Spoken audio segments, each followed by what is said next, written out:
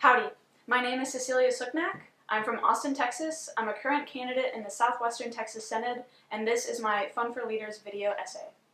My leadership is characterized by being personable, focusing on getting to know those in the community around me and recognizing their needs, hopes, and dreams. I build relationships easily, naturally bringing in those around me with my authenticity and vulnerability. These gifts make me a natural community creator within the spaces and groups I am a part of.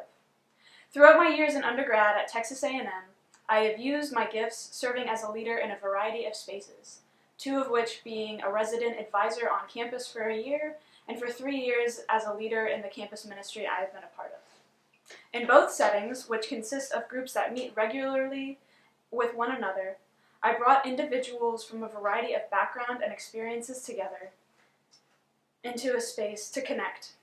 Friends of mine that have benefited from my leadership and have known me throughout all walks of life have noted that when we first met, they were overwhelmed by my genuine hospitality, honesty, and authenticity. These traits make me well-suited as a community creator and will equip me as a minister to the church.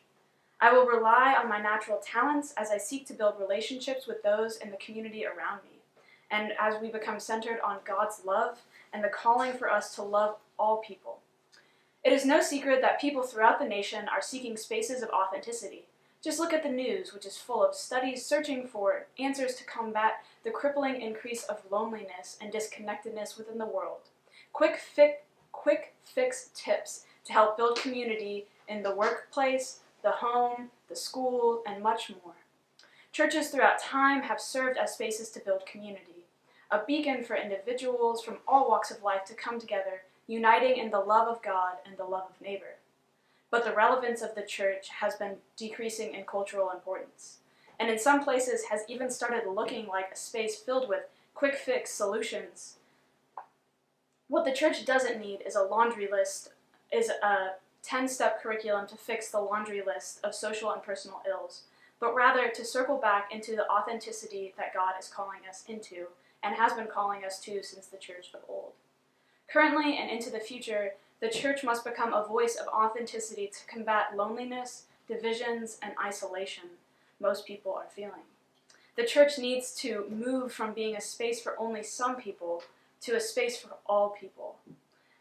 As one of the least diverse denominations in America, the ELCA must continue the efforts to step into this vision of the church, to become a church transparent about the love that God has for all people and that the church has for all people, no matter who they are.